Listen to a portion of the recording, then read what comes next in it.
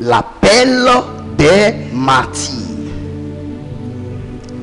Alors, j'aimerais inviter le peuple glorieux de Dieu à se tenir debout pour la première lecture. Chez nous, à la maison du trésor, lorsque nous venons à l'église, nous venons avec nos Bibles et nous venons avec de quoi noter. Parce que nous estimons que nous enseignons la parole de Dieu pour former les gens. Actes des Apôtres, chapitre 1. À partir du verset 8. Actes chapitre 1, le verset 8, je lis la parole. Mais vous recevrez une puissance, le Saint-Esprit survenant sur vous, et vous serez mes témoins à Jérusalem, dans toute la Judée, dans la Samarie, et jusqu'aux extrémités de la terre. Jusqu'aux extrémités de la terre. Merci.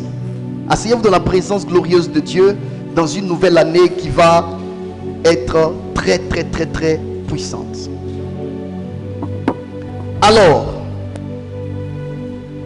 aujourd'hui, je vais aller 4 sur table avec vous. J'aurais aimé m'asseoir pour qu'on discute autour de la parole de Dieu.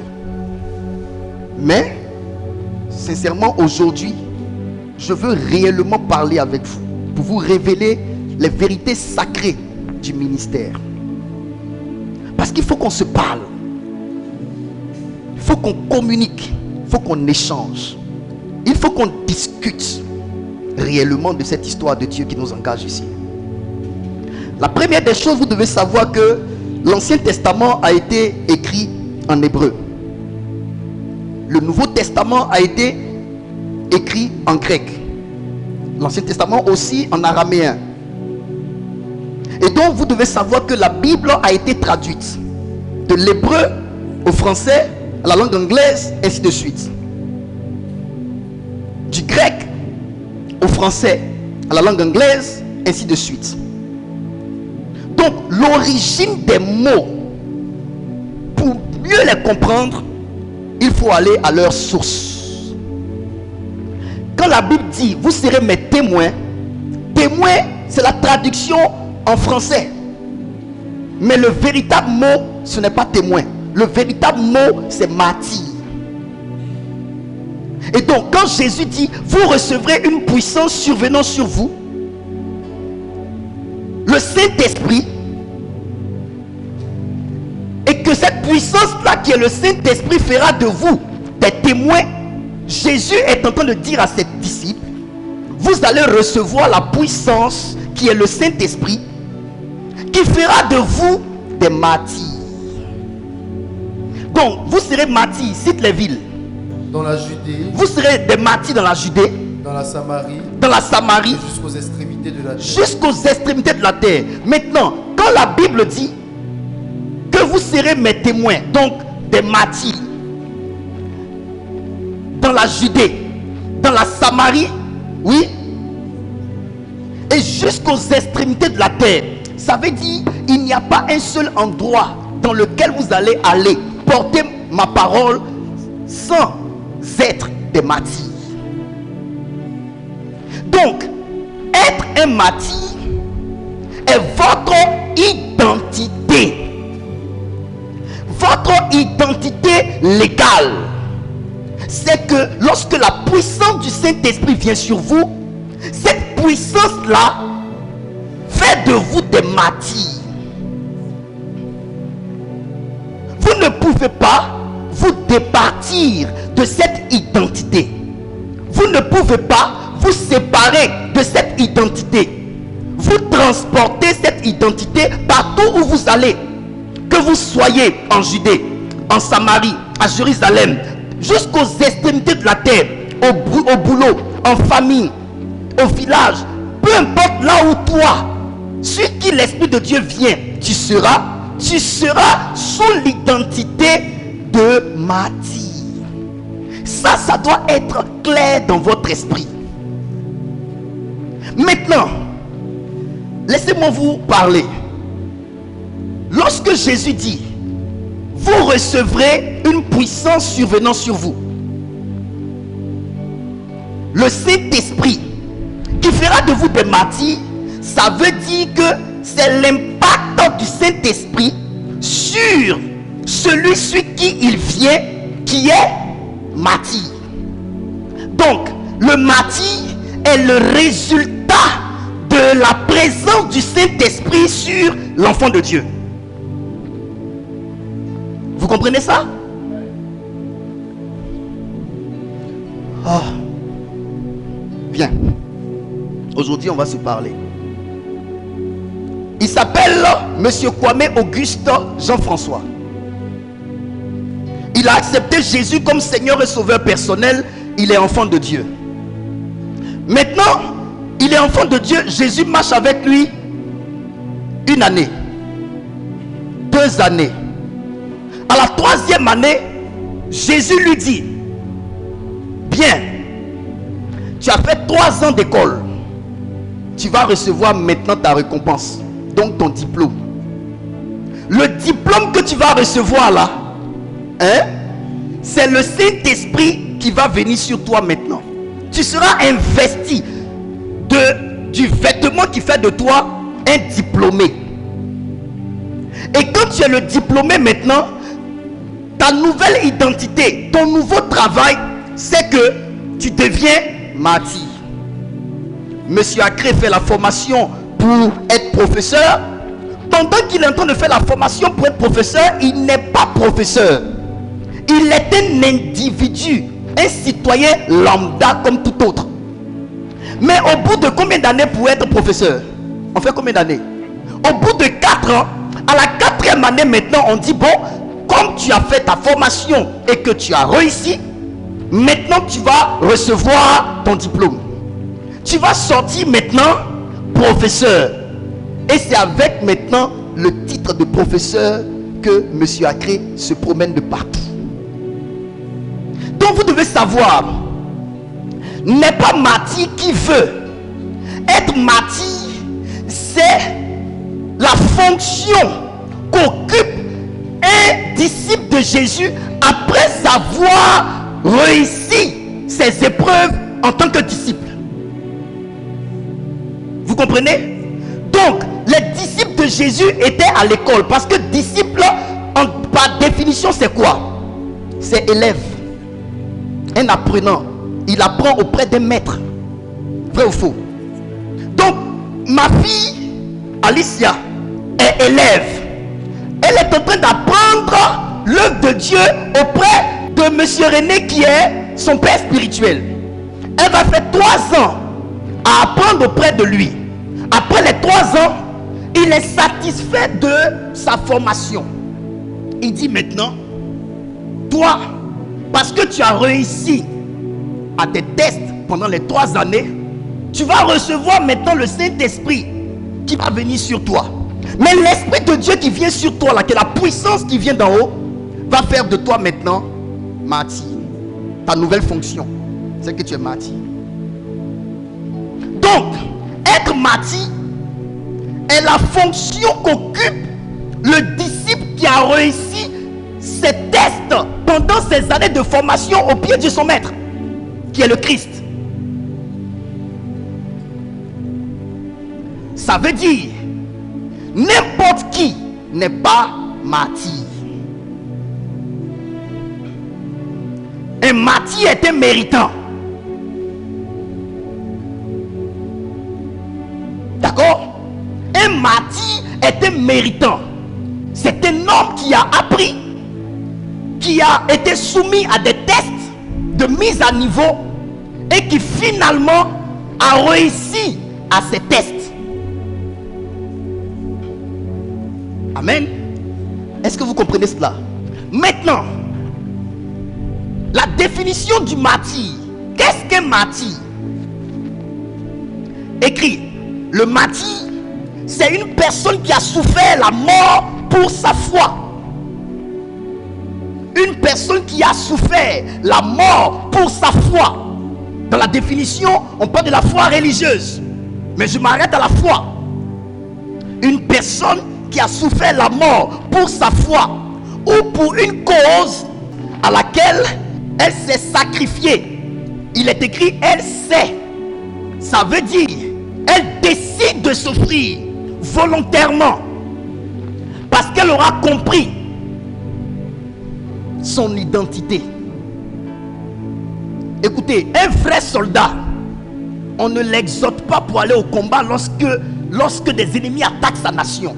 C'est sa responsabilité de défendre le pouvoir, de défendre l'État, de défendre la patrie. Est-ce que vous me comprenez? On peut aller de l'avant. Mais si la Bible dit, vous serez mes témoins, vous recevrez une puissance survenant sur vous. Dites-moi, au commencement, les disciples de Jésus étaient au nombre de combien? Les disciples de Jésus étaient au commencement au nombre de 70. Donc Jésus avait 70 personnes au commencement quand il faisait le ministère. Suivez-moi bien, on va se parler. Jésus avait 70 personnes qui étaient dans son école. Les disciples sont des élèves apprenants.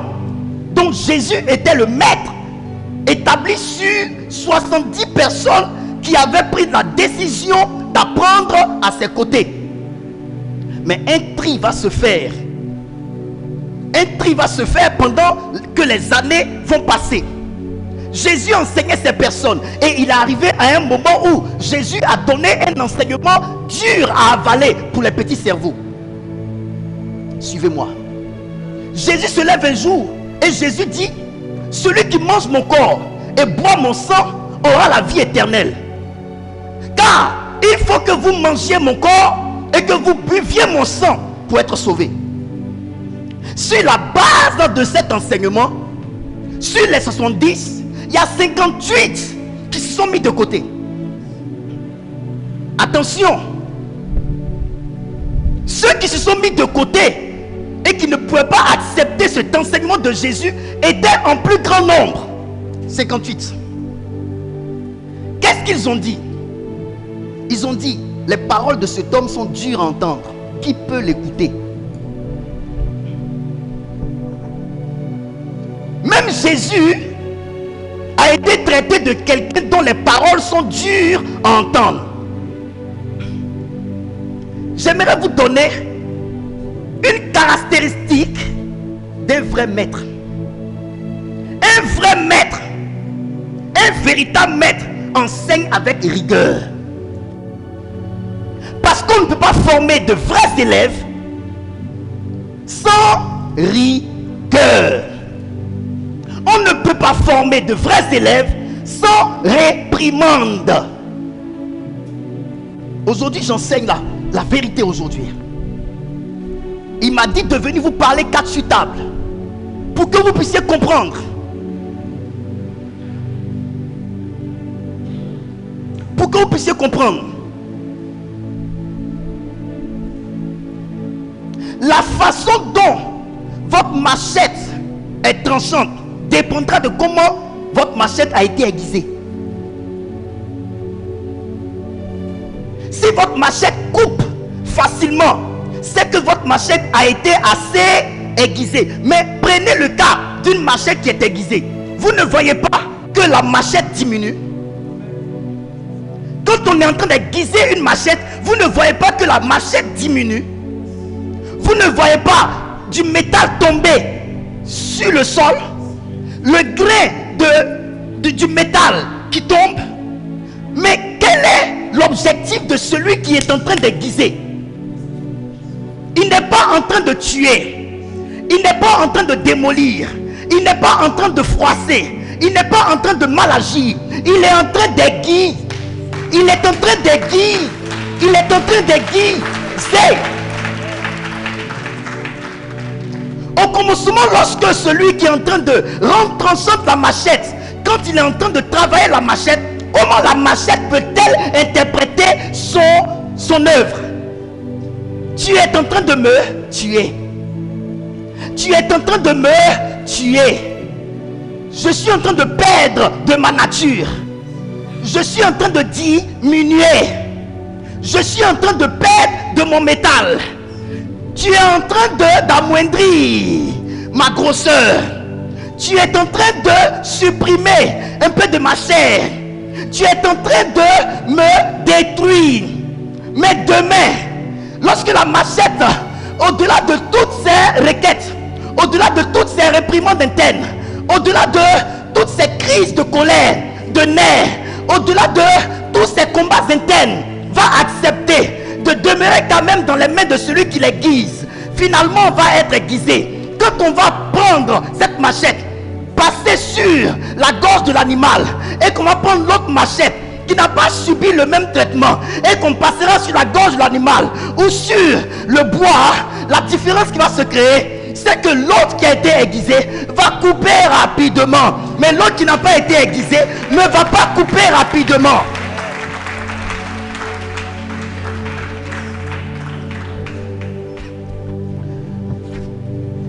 Écoutez-moi très bien. Votre vitesse dans le monde dépend de vos années de formation et du type de formation que vous avez subi. Nous, avant, on partait à l'école. Dites-moi, avant notre école, là, quand on partait là, quand on écrit comme ça une phrase, on écrivait presque sans faute. Mais disons la vérité, les élèves d'aujourd'hui, quand ils font une phrase, lisez, c'est rempli de fautes. Parce que l'éducation est devenue légère. Nous avant, on nous frappait un peu. Nous avant, on était dur un peu avec nous. La facilité d'aujourd'hui a fait que on n'est plus efficace. Monsieur Acré, avant, regarde les télés grosses têtes. Est-ce que ces télé grosses têtes d'avant étaient jolies par rapport aux télé de maintenant? C'était pas joli. Mais parlons de durabilité. Les télés d'aujourd'hui sont comment? Jolies. Mais est-ce que ça dure plus que les télés d'avant? Prenons les téléphones d'avant. Ton téléphone, tu peux jeter comme ça. Tu reviens encore reprendre, le téléphone te répond. Mais ton téléphone d'aujourd'hui, c'est comment? Joli. Mais est-ce que c'est pas fébrile? Nous sommes dans l'ère de ce qui est joli, mais qui est fébrile à l'intérieur. Nous sommes à l'ère de ce qui est beau, mais qui est faible à l'intérieur. Nous sommes à l'ère de ce qui fait miroiter, mais qui n'a pas de pouvoir de durabilité. À cause de la légèreté. Les jeunes serviteurs d'aujourd'hui ne veulent plus apprendre auprès de leur père. Ils sont tellement conscients de l'émergence dans l'œuvre de Dieu. Ils veulent vite aller. Combien d'hommes de Dieu aujourd'hui cherchent à être au pied de leur père? Ils appellent papa un tel, demain ils appellent papa un autre. Ils n'acceptent plus qu'on brise leur orgueil. Ils n'acceptent plus qu'on casse dans leur mauvais traitement, leur mauvais comportement. Je ne suis pas encore arrivé loin, je reviens. Martyr. Dis avec moi l'appel aux martyrs. L'appel des martyrs. On peut se parler? Vous allez supporter ce que je vais dire? Les disciples ont dit: ce qu'il dit est dur à entendre. Qui peut l'écouter? Dites-moi, quand les 58 sont partis, combien sont restés? 12. Jésus a dit quoi à Pierre? Pierre, ne vas-tu pas comme les autres? À la vérité, Jésus était en train de vouloir montrer qu'en vrai, il n'a pas besoin qu'on reste avec lui. Et Jésus est en train de montrer qu'il n'a pas mal qu'on le quitte. Pourquoi? Parce que Jésus sait que les hommes différents créent la différence. Jésus sait que les hommes différents, ils créent la différence. Et que n'importe qui ne peut pas se tenir auprès des hommes différents.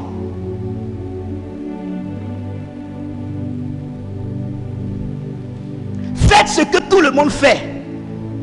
Hein? Et vous aurez tout le monde à vos côtés. Mais faites ce qui est particulier et singulier. Et les gens qui vont être avec vous seront des personnes sélectives.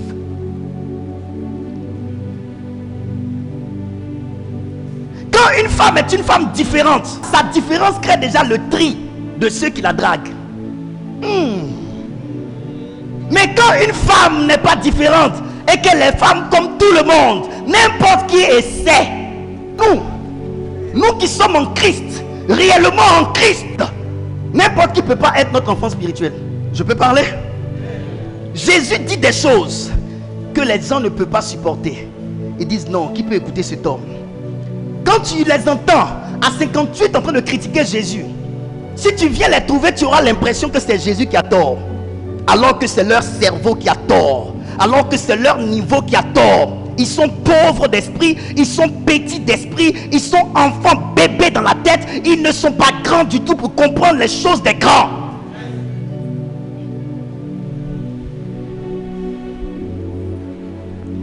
Il dit, Monsieur Tano, tu t'en vas, tu rencontres des gens, tu parles un français soutenu, et puis commence à te rejeter comme étant une mauvaise personne.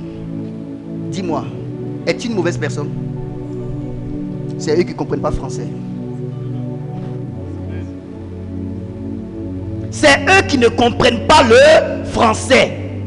Donc s'il y a quelqu'un qui a tort, c'est pas toi qui t'exprimes avec un français soutenu. C'est eux qui ne sont pas allés à l'école, qui n'ont pas de bons mots, qui n'apprennent pas de bons mots, qui ont un vocabulaire pauvre, qui ont des orthographes pauvres. C'est eux qui sont en erreur. C'est pas toi qui travaille sur ton vocabulaire qui est en erreur. Maintenant, quand Jésus se tourne vers Pierre, vous ne faites pas comme eux. Qu'est-ce qu'ils disent? Seigneur, tu as les paroles de la vie. À qui irions-nous? Ça veut dire, ce genre de constat-là, qui a fait que les 58 là sont partis et ont quitté le groupe là. Nous aussi, on a fait le même constat. Mais à côté de ce constat, il y a un autre constat qu'on a fait. C'est que malgré le fait que ce que tu dis est dur et difficile à avaler, tu as les paroles de la vie. Je te pose une question. Le médecin qui est ici à l'hôpital là, on dit qu'il a un caractère difficile. Cependant, c'est lui qui maîtrise les histoires d'ulcères. Il guérit ça très bien. L'autre, il a un bon caractère. Il est ami à tout le monde, mais il ne vaut rien. Tu t'en vas là-bas pour traiter ta maladie, il va te tuer.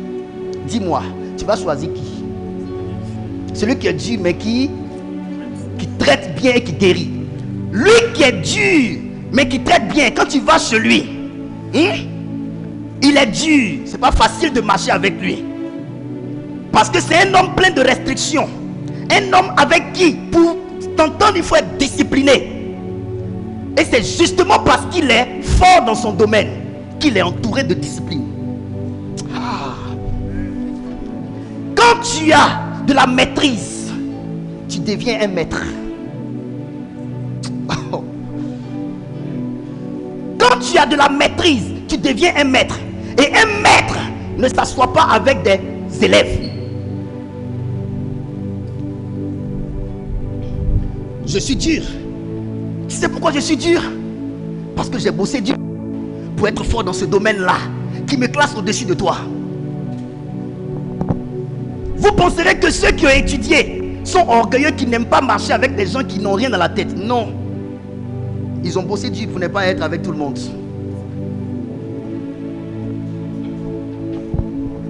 Ah, il est dur. Je ne peux pas aller vers lui. Je vais aller vers celui qui n'est pas dur. Tu vas vers celui qui n'est pas dur et il te détruit. Tu vas aller vers celui qui t'accepte avec tout ce que tu es et il te détruit. Je préfère aller chez le médecin qui est dur, mais qui soigne, qui guérit, que d'aller chez le médecin qui n'est pas dur, avec qui je fais tout ce que je veux et avec qui je perds ma destinée. Vous m'écoutez, vous tous? Vous m'écoutez, vous tous? Je n'ai pas encore commencé à prêcher, je pose les bases. Je pose les bases. Écoutez-moi très bien. Les gens qui ne vont pas devenir grands trouvent tout difficile. Est-ce que vous comprenez ça? Les gens qui ne vont pas devenir grands trouvent tout difficile. Les gens qui sont appelés à devenir grands, ils savent que les choses des grands sont sur des voies difficiles.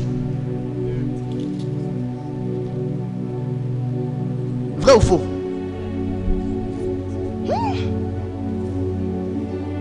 C'est pourquoi je suis en train de former le chrétien à savoir apprécier. Dimanche passé, je vous ai dit, difficile n'est pas toujours un problème, mais difficile révèle la valeur d'une chose. Tu vois ce type de véhicule qui coûte des millions là, c'est difficile à avoir. Mais ce véhicule-là n'est pas un problème. Ça veut dire que si tu veux avoir ce type de véhicule, tu dois travailler dur. Donc ça exige de toi que tu sois esclave du travail pour devenir. Ça exige de toi un sacrifice. Je suis en train d'aller avec vous. Si tu es intelligent, tu vas comprendre là où je vais. On parle de martyr, non? Dans martyr, il y a sacrifice, non? Attendez, on s'en va.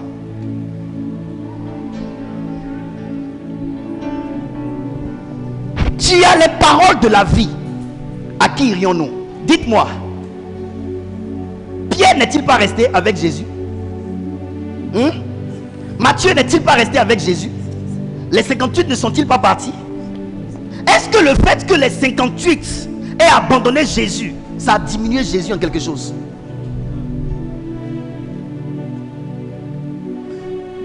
Écoutez-moi bien. Je vous pose une question.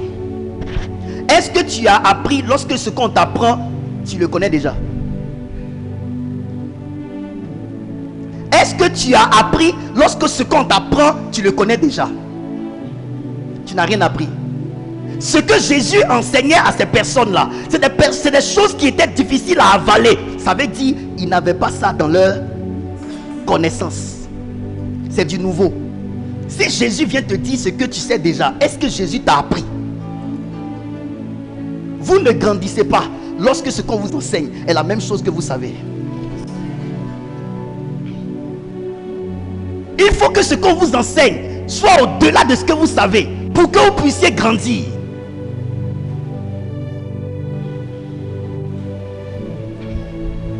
Jésus étant un maître, ce qu'il enseigne dépasse. Pourquoi ils ont dit ce qu'il dit est difficile? Parce que ce que Jésus disait les dépassait. Écoutez, je ne suis pas ton maître. Si mon enseignement, tu maîtrises. Ça doit te faire réfléchir. Est-ce que je peux vous parler sincèrement? Les 58 ont quitté Jésus. Ça a changé quoi dans la vie de Jésus? Les 12 sont restés avec Jésus. Ça a changé quoi dans la vie des 12? Ça a tout changé. Dites-moi, Pierre était-il capable de guérir des malades avant? Son ombre pouvait guérir les malades avant. Mais qu'est-ce qui fait que dans le futur de Pierre, on voit l'ombre de Pierre guérir les malades? C'est ce monsieur dont les paroles n'étaient pas supportées par les 58 là, qui a créé ça en Pierre. J'aimerais vous dire, ceux qu'on ne comprend pas, c'est ceux qui ont beaucoup à donner.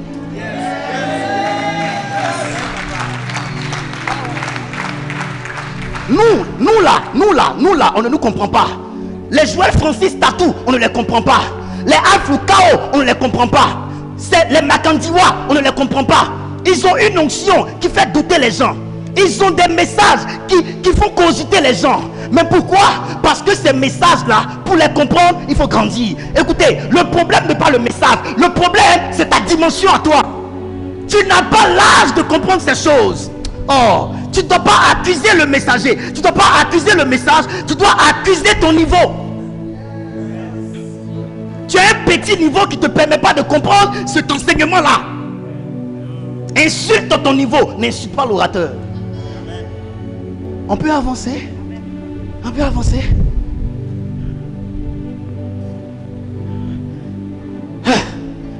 Quand Dieu t'a créé comment? Petit, n'est-ce pas? Hein? Il t'a créé comment? Petit. Qu'est-ce qui te reste à faire? Grandir. Dieu t'a créé comment? Qu'est-ce qui te reste à faire? Pourquoi veux-tu qu'on te donne des choses qui te rendent encore plus petit que petit?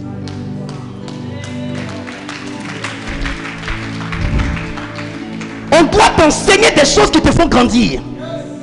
On doit créer l'étirement d'esprit. Cette histoire avec Jésus commence là. Les gens l'ont laissé. Homme de Dieu, dans votre ministère demain, ceux qui vont commencer avec vous ne seront pas tous avec vous. Certains vont vous quitter. Quand le vent souffle sur l'arbre, les fruits faibles tombent.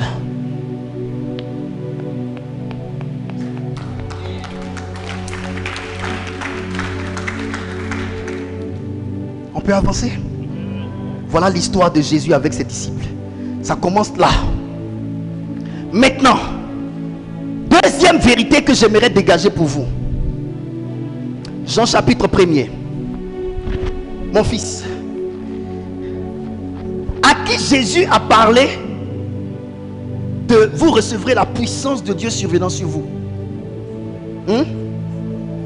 À ses disciples. Je veux dire autre chose.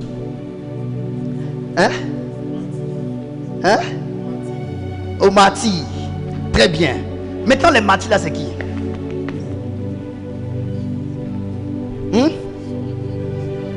Ceux qui sont restés avec lui, fidèles avec lui. Est-ce que parmi eux il y avait les 58?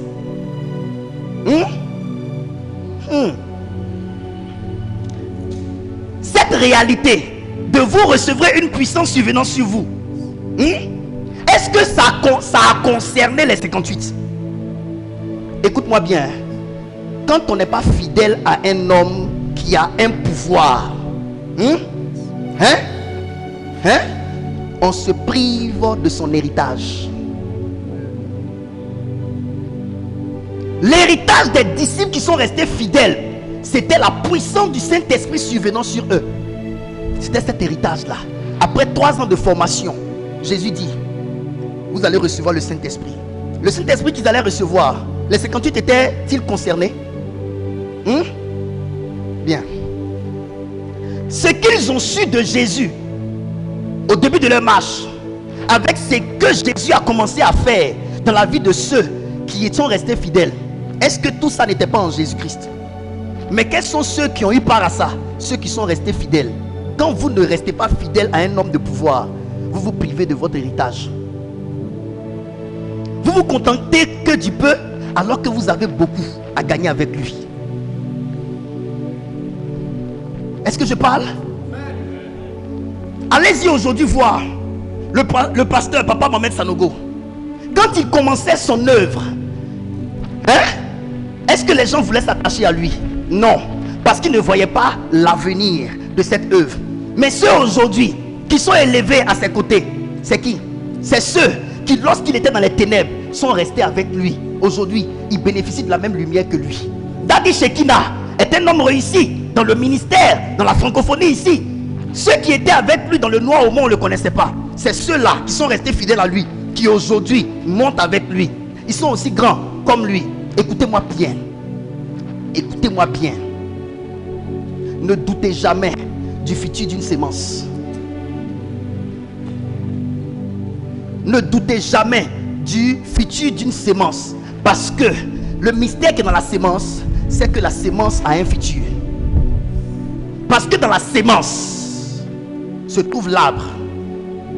Sur l'arbre se trouvent les fruits. Dans chaque fruit se trouve une sémence. Dans chaque sémence se trouve un arbre. Sur chaque arbre se trouvent des fruits. Et ainsi de suite, vous trouvez une forêt. Dans le manguier, on voit les mangues. Dans chaque mangue, on voit un noyau de mangue. Dans chaque noyau de mangue, on voit un manguier. Sur chaque manguier, on voit des mangues.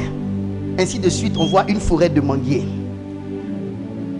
Les débuts d'un homme qui a un futur semblent être des débuts insignifiants, des débuts douteux. Quand on a commencé cette église, monsieur Kwame, on a commencé où? Dans mon salon, n'est-ce pas? Aujourd'hui, on est où? Regarde là où on est. Un temple bâti à hauteur de plus de 100 millions, là où nous sommes. Chose vraie. Autrefois, on souffrait même pour avoir même 100 000. Pour que je puisse accepter la salle du Semamsi, de l'Umessi, là où on a prié, l'aumônier voulait faire à 100 000. On n'avait tellement pas d'argent que mes filles et moi, on a dû veiller 3 jours d'affilée pour que le monsieur nous fasse cette salle-là à 40 000 francs. Vous voyez, votre papa n'avait même pas d'argent. On a veillé 3 jours d'affilée. C'est-à-dire qu'aujourd'hui, nuit, on prie jusqu'au matin. Le matin, on dort. La nuit qui suit, on veille. Le matin, on se réveille, on dort. La nuit, on veille. 3 jours d'affilée pour que l'aumônier accepte de nous laisser la salle à 40 000 francs. Mais aujourd'hui, regardez dans notre futur. On a un temple de plus de 100 millions.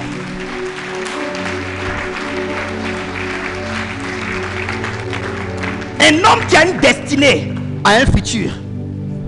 Mais ses débuts sont troublants. Ses débuts sont douteux. Ses débuts sont dubitatifs. Il faut avoir une vision interne pour suivre de telles personnes.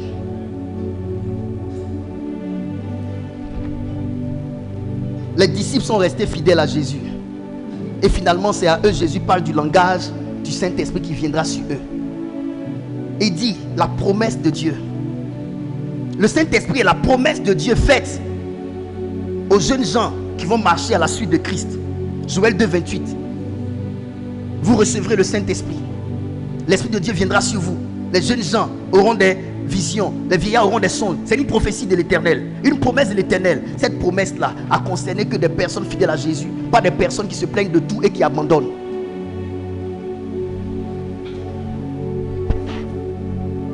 Je peux avancer? Avec qui Jésus marche? Avec qui Jésus partage les choses qui ont du prix au ciel? Avec qui? Jean chapitre 1er, verset en 5 à 42. Je lis la parole. Le lendemain, Jean était encore là avec 2 de ses disciples. Et ayant regardé Jésus qui passait, il dit: voilà l'agneau de Dieu. Les 2 disciples entendirent prononcer ces paroles et ils suivirent Jésus. Jésus se retourna et voyant qu'ils le suivaient, il leur dit: que cherchez-vous? Que cherchez-vous? Ils lui répondirent: Rabbi, où demeures-tu? Venez, leur dit-il. Venez, leur dit-il. Et voyez. Et voyez. Attends, mon fils. Qui est prêt à écouter la parole de Dieu? Qui n'a pas assez entendu et qui veut entendre? Je vais ouvrir mon cœur aujourd'hui. Suivez-moi bien dans ce que je vais dire. Jésus n'est-il pas venu pour gagner des âmes? Comment se fait-il que des âmes se vendent à lui? Et il leur pose une question. Mais tu as créé. Dieu t'a appelé pour gagner des âmes. Tu as ce fardeau de gagner des âmes. Tu te lèves le matin, tu marches dans la rue, et puis M. Tano se lève, et puis il dit: maître, je veux te suivre. Tu as bien de poser des questions. Âme même que tu cherches est venue tomber dans ta main. Tu vas faire quoi? Allons. Mais écoutez-moi très bien. Lorsque tu es un homme de qualité, tu ne laisses pas n'importe qui marcher à ta suite. Tu tries.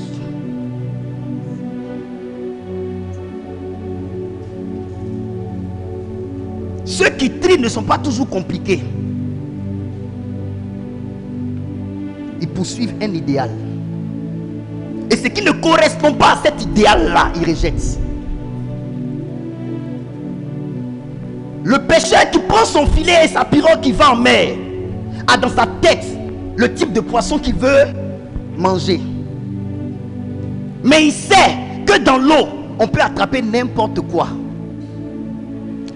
Faites un tour auprès des lagunes. Faites un tour auprès de la mer. Vous verrez des pêcheurs en train d'enlever des choses, rejeter dans l'eau, prendre des choses, mettre dans la barque et aller avec à la maison. Pourquoi? Ce sont des pêcheurs ayant dans leur tête une vision de la pêche. On ne prend pas n'importe quoi.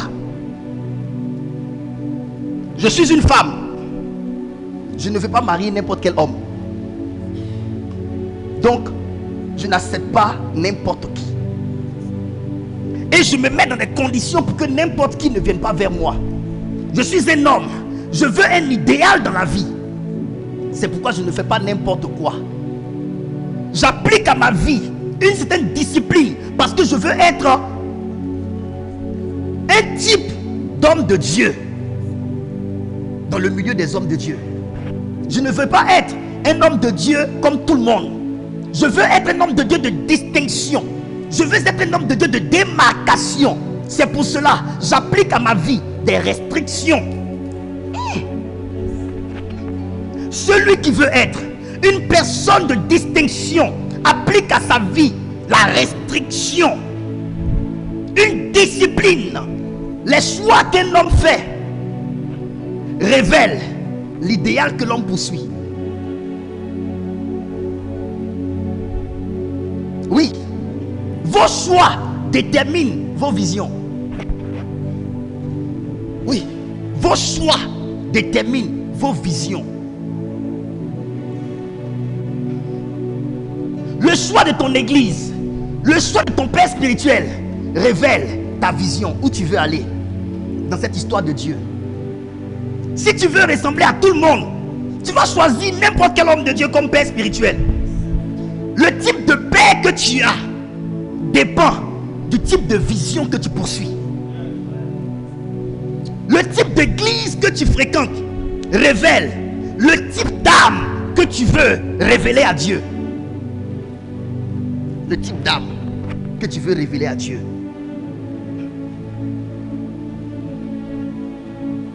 Je choisis mon professeur en fonction de mes attentes.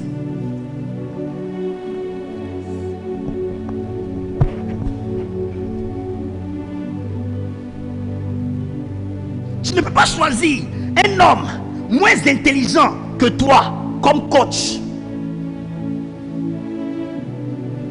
Tu seras sous-classé. Je peux parler? La Bible dit, si tu vois un homme habile dans ses œuvres, il ne se tient pas auprès des hommes obscurs, il se tient auprès des rois. Ton lieu de fréquentation me révèle ce que tu poursuis comme vision. Les gens avec qui tu veux marcher révèlent la vision que tu as dans la vie. Celui qui veut réussir ne marche pas avec des échecs dans la vie. Les gens qui ont échoué, tu apprendras quoi avec eux si c'est la réussite que tu vises? Oh. Jésus, il marche. Il est venu pour nous gagner des âmes. Mais les âmes, pas n'importe quelle âme. Pas n'importe quelle âme. Deux disciples de Jean-Baptiste le suivent. Jésus se tourne et Jésus leur demande, que cherchez-vous? À la vérité, il leur demande, quelle est votre motivation? Vous savez pourquoi Jésus pose la question, quelle est votre motivation? Parce que si vous allez être fidèle à moi, ça va dépendre de votre motivation. Si vous allez être infidèle envers moi, ça va dépendre de votre motivation. À la vérité, la position qu'occupe un homme à côté d'un grand dépend de ses motivations.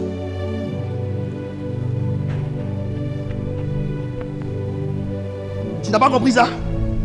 Votre position à côté d'un homme de Dieu, d'une femme de Dieu, d'un homme de ministère, d'un grand ou d'un petit, dépend de vos motivations. Si vous allez durer là, ça sera déterminé par votre motivation. Si vous n'allez pas durer, ça sera déterminé par votre motivation.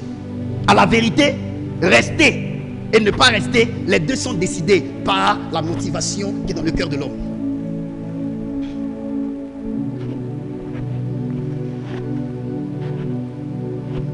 Jésus te pose la question, que cherches-tu? Jésus te demande, mon fils, merci de venir dans ma maison. Merci de donner de ta dîme. Merci, mais quelle est ta motivation? Qu'est-ce que tu cherches? Écoutez-moi bien. Dieu n'a pas accepté de marcher avec vous tant qu'il n'a pas la réponse sur ce que vous cherchez.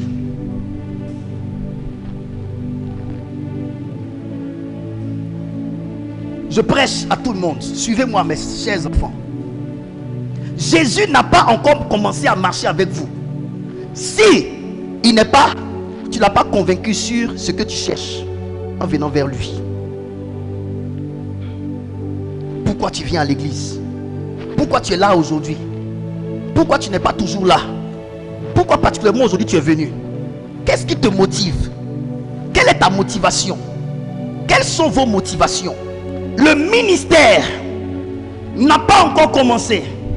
La marche avec Dieu n'a pas encore commencé. Tant que Dieu n'a pas vu dans votre cœur.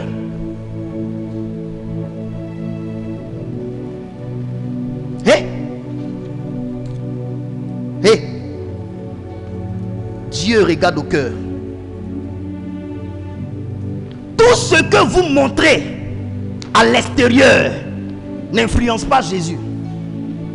Jésus va voir si la source de ce que vous faites à l'extérieur, c'est votre cœur. Parce que la Bible dit, ce peuple m'honore du bout des lèvres, mais son cœur est éloigné de moi. Ça veut dire, ce qu'ils font comme adoration, c'est sur les lèvres, mais la source n'est pas leur cœur. Ça n'existe pas dans leur cœur. Ils font ça juste pour des intérêts personnels. Ils ne sont pas sincères dans ce qu'ils font.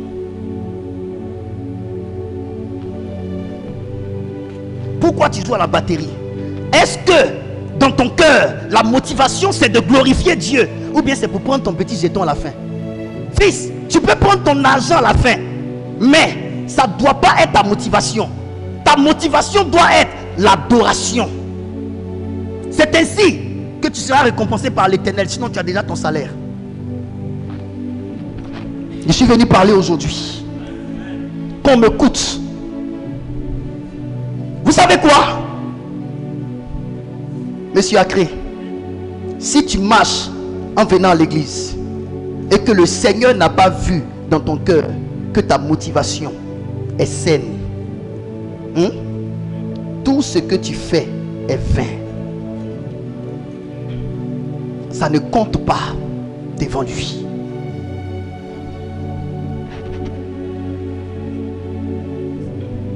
Quand un homme drague une femme juste pour sortir avec elle et que son intention n'est pas de la marier, finalement tout ce qu'ils ont fait ensemble, c'est quoi? Zéro. Ça n'a pas abouti à quelque chose.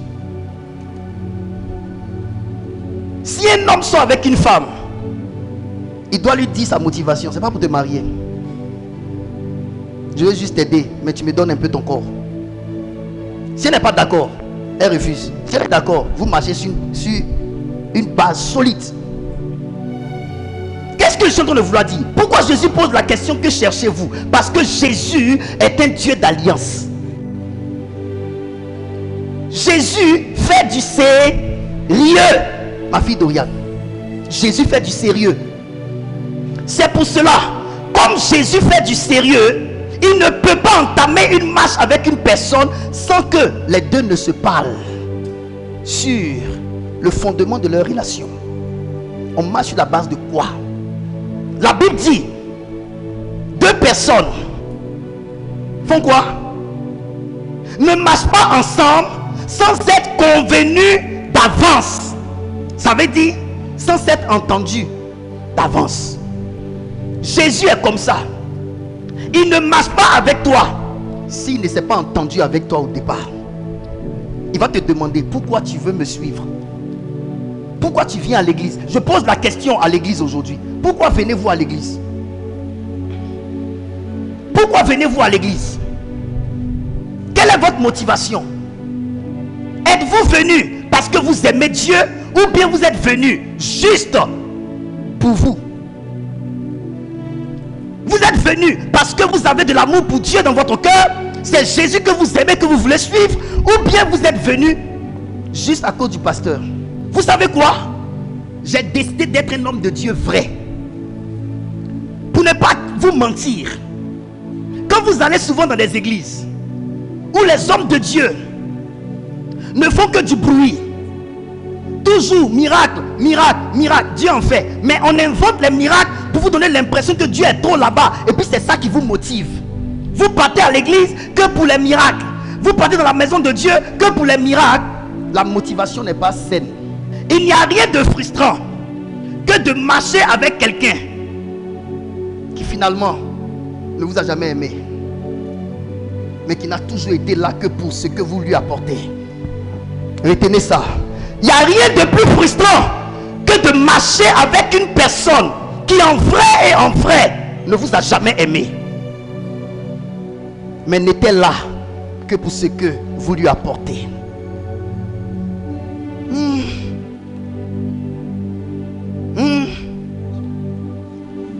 Il n'y a rien de plus frustrant que d'appeler un enfant spirituel mon fils, alors qu'en vrai l'enfant spirituel ne voyait que sa promotion, sa carrière, mais aucun amour dans son cœur pour toi, le Père.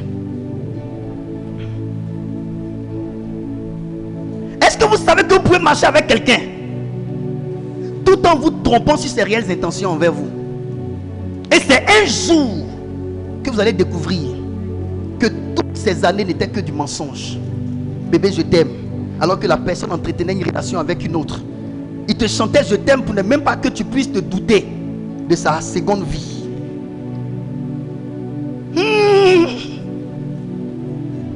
Borakin Darabos. S'il y a un poison qui tue plus vite, c'est d'avoir mis ta confiance en quelqu'un que tu as pensé t'aimer et au finish découvrir que tout ce que la personne t'a chanté était que de la pommade. C'est comme si tu as été la sauvage dans la relation, l'idiot dans la relation, l'idiote dans la relation. Tout ce temps, il m'a trompé. C'est pourquoi je suis sincère moi dans mes relations. C'est pourquoi je suis là, je te le dis. Jésus dit, dites-moi pourquoi vous me suivez. Vous savez pourquoi Jésus pose cette question? Il faut avoir un cœur pour poser ce genre de questions. Il faut avoir un cœur à protéger pour poser ce genre de questions. Si tu vas venir me faire du mal, ça ne vaut pas la peine que tu commences. Parce que j'ai un cœur que je protège. Ne viens pas pour me détruire. Le problème dans l'œuvre de Dieu, les gens ne savent pas que dans l'œuvre de Dieu, nous ne sommes pas dans une religion, mais dans une relation. Et quand on parle de relation, dans la relation se trouve le cœur de l'humain. Les gens servaient Dieu comme si c'était une religion qu'ils respectaient. Dieu a appelé son serviteur Esaïe, ce peuple m'honore du bout des lèvres.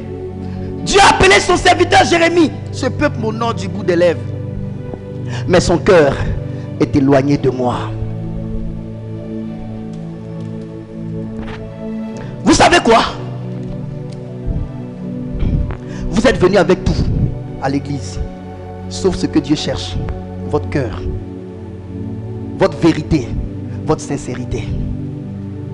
Vous êtes venus avec vos habits, vous êtes venus avec vos lunettes, vous êtes venus avec vos lunettes, vous êtes venus avec vos lunettes, vous êtes venus avec votre sac, vous êtes venus avec votre sac, vous êtes venus avec ça, vous êtes venus, lève-toi, vous êtes venus avec votre corps, votre prestance, votre beauté, votre chemise carolée, votre pantalon bleu nuit, votre chaussure, votre ceinture assortie avec. Vous êtes venus avec votre souris, souris-moi, avec vos belles dents, vous êtes venus avec. Vous êtes venus avec vos voitures, vous êtes venus avec tout ça, mais vous avez gardé loin de lui ce qui est essentiel, le point central de la relation, le cœur. Le cœur. Le cœur. Assois-toi. Écoutez, vous aviez toujours pensé que la Bible dit qu'il est esprit et donc il n'a pas de cœur. Mais le livre de Psaume dit, Dieu qui a créé les oreilles, n'entend-il pas? Dieu qui a créé les yeux, ne voit-il pas? Dieu qui a créé la bouche, ne parle-t-il pas? Dieu qui a créé le cœur, n'en a-t-il pas? Pourquoi les gens font du mal à l'église, aux hommes de Dieu, à leurs frères, à leurs pères spirituels, sans remords? Parce qu'ils pensent qu'on n'a pas de cœur. Ils pensent qu'on n'a pas de cœur. Ils pensent qu'on n'a pas de cœur dans cette affaire de Dieu. Ils pensent que parce qu'eux n'ont pas de cœur, nous n'en avons pas. L'homme de Dieu qui te prêche a un cœur. Moi qui te prêche, j'ai un cœur. Moi qui te prêche, j'ai un cœur. Moi qui te parle, j'ai un cœur. Moi qui te prêche, j'ai un cœur. J'ai un cœur qui bat dans ma poitrine. Et c'est avec ce cœur-là que Dieu compose avec moi. Et quand Dieu a mal, mon cœur a mal. Quand Dieu est en joie, mon cœur est en joie. Vous êtes venus à l'église avec tout, sauf avec ce que Dieu cherche, le cœur. Il a dit à Samuel, vous vous regardez à l'apparence, à ce qui frappe aux yeux, mais mon Dieu, je regarde au cœur. Écoutez-moi bien, quand Dieu voit ton visage, c'est ton cœur qu'il voit. Quand Dieu voit ton bras, c'est ton cœur qu'il voit. Quand Dieu voit ton ventre, c'est ton cœur qu'il voit. Quand Dieu voit ton sourire, c'est ton cœur qu'il voit. Quand Dieu t'entend parler, c'est ton cœur qu'il voit. Dieu voit le cœur dans tout ce que vous faites. Il dit, je regarde au cœur. Dis-moi, quand Samuel a regardé, il a vu quoi? La taille, il a vu le physique. Quand Dieu dit, vous regardez à ce qui frappe les yeux, mais moi je regarde au cœur. Ça veut dire, quand tu regardes, tu vois le physique. J'ai vu aussi le physique, mais le physique me fait voir le cœur. Quand tu parles, c'est ton cœur que Dieu voit. Quand tu pries, c'est ton cœur que Dieu voit. Tes intentions, ton âme, ta personne, ta substance que Dieu voit. Vous ne cesserez pas de faire du mal à Dieu tant que vous n'arrêtez pas de concevoir Dieu comme un esprit sans sentiment et sans émotion. Apprenez à sentir que Dieu a un cœur. Et l'homme qu'on appelle Jean, c'est l'exemple palpable de ce que l'église doit être. Dans sa relation avec Jésus, il était le seul à mettre sa tête sur la poitrine de Jésus. Il sentait les battements de cœur de Jésus. Quand Jésus ressentait la tristesse, il pouvait sentir. Quand Jésus avait faim, il pouvait sentir. Quand Jésus avait soif, il pouvait sentir. Est-ce que tu sais ce que ça fait à ton père spirituel quand tu ne viens pas le dimanche? Est-ce que tu sais ce que ton absence cause au cœur de ton frère en Christ qui avait voulu te voir à l'église ce jour-là? Est-ce que tu sais si Dieu aurait voulu te voir ce dimanche-là et toi tu as accepté de briller de ton absence? Est-ce que tu penses à ce que l'homme de Dieu qui t'aime peut ressentir quand il ne te voit pas? Tu te fiches pas mal. Mon fils que vous voyez a perdu son papa. Je vous l'ai dit ici. Ce jour-là, je n'étais pas malade. Pourquoi suis-je parti? Parce que je me suis dit, mon absence, qu'est-ce que ça aura comme impact dans le cœur de mon fils? Qu'est-ce qu'il va se dire s'il ne me voit pas? Il se dira que son père l'a abandonné. Il se dira que l'église ne l'aime pas. Il se dira que l'église ne le soutient pas. Pour lui éviter cette douleur interne, mieux vaut abandonner ma maladie et aller sauver les pensées de mon garçon. Et je me suis déplacé, je suis parti. Ce que nous considérons comme richesse chez nous, ce n'est pas l'argent, billet de banque. C'est votre valeur. Vos valeurs, votre amour, votre respect. Ce sont les valeurs que nous considérons dans notre église comme étant une richesse. On s'en fout de comment tu prêches. On s'en fout de combien de personnes tu as guéri. On s'en fout de tout ça. La seule chose qu'on veut voir, est-ce que tu es humain? Est-ce que tu aimes? Parce que notre Dieu nous a dit, si j'ai une foi qui peut déplacer les montagnes, si je n'ai pas d'amour, tout ce que j'ai fait est vain. Si j'ai une foi qui peut me faire cracher du feu, si je n'ai pas d'amour, tout ceci est vain. Si j'ai une foi qui peut opérer des miracles, des signes, des prodiges, et que je n'ai pas d'amour dans mon cœur, tout ceci est vain.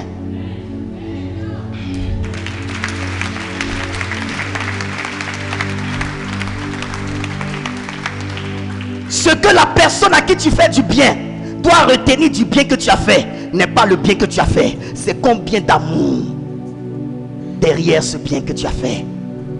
Si je te fais du bien, que tu ne ressens pas l'amour, on peut faire du bien de manière désinvolte. On peut faire du bien à quelqu'un en se débarrassant de la personne, en méprisant la personne. Mais le bien qu'on te fait, tu prends et puis tu sens qu'on t'aime.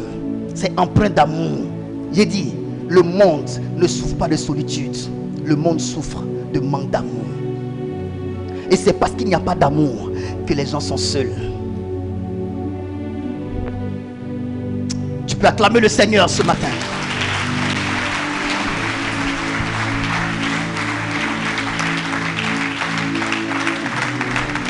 Alléluia. Alléluia. Pourquoi me cherchez-vous? Qu'est-ce que vous cherchez?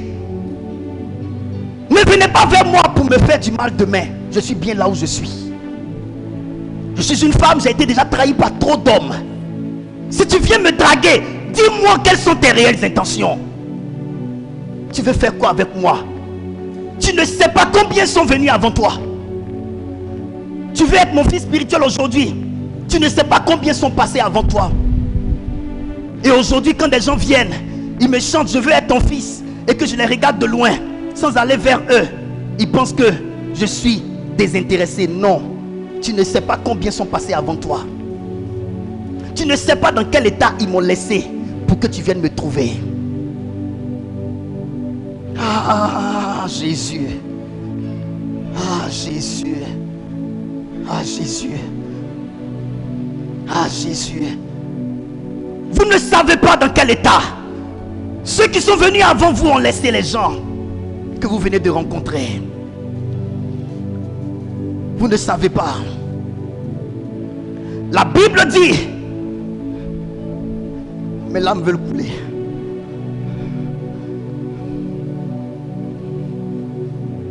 Mes larmes veulent couler.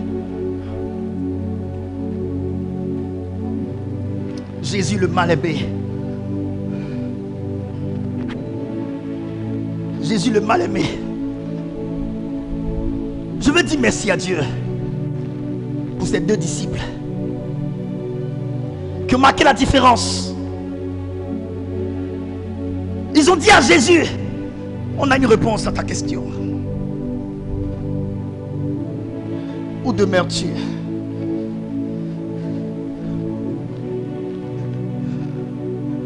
On veut demeurer avec toi. Je me souviens le jour où je suis allé voir mon père spirituel. Ils m'ont donné le micro pour que je dise pourquoi je suis là. J'ai dit, je ne suis pas venu pour l'onction. Je veux juste un père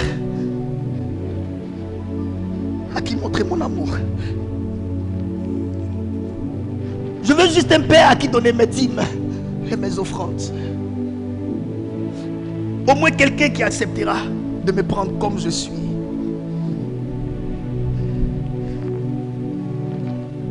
Et depuis, jusqu'à ce jour, je ne fais que donner à mon père spirituel. Le plus grand besoin de Jésus, ce n'était pas des gens qui le suivent. C'était des personnes qui le suivent avec de bonnes motivations. Oui, je te suis. Je veux te suivre, mais parce que je t'aime. On ne peut pas décider de demeurer avec une personne qu'on n'aime pas. Ceux qui nous abandonnent ne nous ont jamais aimés. Ceux qui quittent cette église n'ont jamais aimé l'église. Ils se sont préférés. Ceux qui quittent la maison de Dieu pour une autre n'ont jamais aimé véritablement les gens avec qui Dieu les a mis. Ils étaient juste à nos côtés sans être de notre côté. Être à tes côtés ne signifie pas toujours qu'on est de ton côté. Il y a des personnes qui sont juste à tes côtés pour te vendre. Il y a des personnes qui sont juste à tes côtés pour te piquer dans le dos. Quand tu sens la douleur du couteau dans ton dos, ce qui fait plus mal lorsque tu tournes ta tête, ce n'est pas la blessure que tu ressens, mais qui tient le couteau, c'est la personne que tu as tant aimée. Qui tient le couteau qui te fait plus mal. Esaïe a dit quoi de Jésus? Habitué, homme de douleur, habitué à la souffrance. Ceux qui ont l'habitude de la souffrance posent des questions avant d'entamer une relation. Ceux qui ont l'habitude de la douleur n'acceptent pas de marcher avec des gens sans poser la question, mais pourquoi es-tu là? Ceux qui ont l'habitude de souffrir se renseignent pour savoir les raisons réelles des gens avant de leur faire confiance et de marcher avec eux. Je ne suis pas méfiant, mais je transporte des douleurs sous mon costume. Je ne suis pas hypocrite, mais je transporte des souffrances et des douleurs sous ma robe. Avant toi, plusieurs m'ont chanté cela. Ils m'ont juré fidélité. Des gens ont pris le micro dans notre église et ont dit, mon père spirituel, c'est le prophète Franck Romaric, je ne peux jamais le quitter. Et après ça, ils n'ont pas fait 2 mois. Alors, ne me dis pas pourquoi je ne crois pas quand tu me dis que tu m'aimes. Ne m'accuse pas lorsque je ne te donne pas mon cœur, lorsque tu me dis que tu m'aimes. Un amour sans preuve, un amour sans acte posé n'en est pas un dans mon monde. Dans mon monde, un amour sans acte, un amour sans œuvre n'en est pas un. Tu m'aimes mais tu me trahis. Tu m'aimes, mais tu m'as vendu. Tu m'aimes, mais tu as raconté ma vie aux gens. Tu m'aimes, mais tu m'as sali. Tu m'aimes, mais tu as parlé mal de moi. Tu m'aimes, mais tu as dit ce que j'ai jamais été, même quand tu étais avec moi. Et tu prétends que tu m'aimes. Tu prétends que tu m'aimes. Jésus dit que cherchez-vous. Heureusement, ils ont dit, où demeures-tu? On comprend ta peine. On comprend tes douleurs. On sait que tu es passé par du rejet. On sait que d'autres ont été hypocrites envers toi. Mais nous réellement, on veut demeurer avec toi. Leur réponse a convaincu le cœur de Jésus. Et Jésus a dit, venez et voyez. Ça veut dire il a ouvert les portes de son cœur à ces personnes. Vous savez pourquoi? Ils ont parlé avec leur cœur. Celui qui parle avec son cœur bénéficie de l'ouverture du cœur de son semblable. Tu ne sais pas ce que Jésus a vécu. Et quand tu viens dans sa vie, viens pour y s'aimer de bonnes semences. Les deux disciples de Jean-Baptiste ont dit, où demeures-tu? Jésus leur a ouvert les portes de son cœur. Pourquoi? Parce qu'ils ont abordé Jésus avec leur cœur. Celui qu'on garde dans son cœur, c'est celui qui nous aborde avec son cœur. Jésus dit, venez et voyez. Mais regardez ce qui se passe. Quand ils viennent et qu'ils siègent avec Jésus dans sa demeure, le lendemain, regardez la marque d'amour. Ils sortent de là, convaincus en une seule soirée de qui est Jésus. Ils s'en vont le partager à leurs parents. André allait voir Simon. Il fait ça. Simon, il court comme ça dans son boubou. Simon, le Messie, celui qui a été tant annoncé, il est là. Simon, laisse le filet, laisse la barque. Aujourd'hui on ne mange pas du poisson. Allons vers lui. En une seule soirée. On peut être convaincu de Jésus comme ça en une seule soirée. Écoutez-moi très bien. Quand il y a l'amour, il y a l'accélération.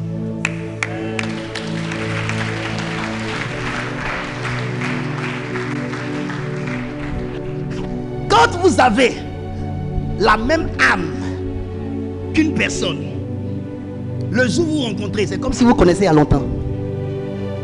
Le courant,